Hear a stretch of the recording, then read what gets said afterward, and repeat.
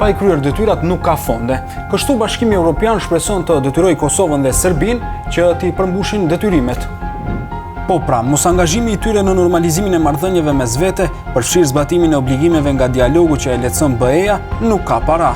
In the procedure for the growth plan, there's a precondition when it comes to Serbia and Kosovo that we explained to engage in the constructive dialogue in the context of the relations. Por mosmarrëveshjet nuk mbarojnë me kaq. Së voni Kosova dhe Serbia janë ndaluar vizitat e zyrtarëve të njëra tjetrës. E pos mosmarrëveshjeve të ndërsjella, Kosova dhe Serbia kanë edhe nga një tjetër problem. Kosova gati 2 muaj pas përfundimit të zgjedhjeve akoma s'ka qeveri. E merrini me mend, qeveri funksionale nuk ka as edhe Serbia. Por kjo e fundit ka njoftuar se deri më 18 prill do ta formojë qeverinë e re.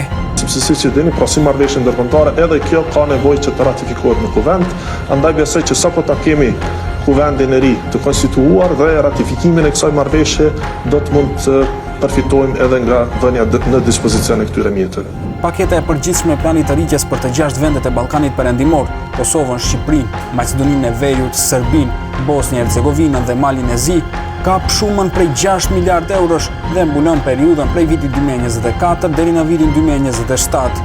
Shqipëria dhe Maqedonia e Veriut u bën vendet e para të rajonit që përfitojnë nga pagesat e parafinancimit nga plani i rritjes për Ballkanin Perëndimor. Ende nuk e dim se cili do të jetë fati i vendeve të tjera të Ballkanit, veçanërisht për Serbinë dhe Kosovën në lidhje me këto fonde. Por kur i shtojmë edhe tarifat e reja që Trump i ka vendosur për vendet e Ballkanit, një gjë është e sigurt: ekonominë e Ballkanit po e presin ditë të vështira.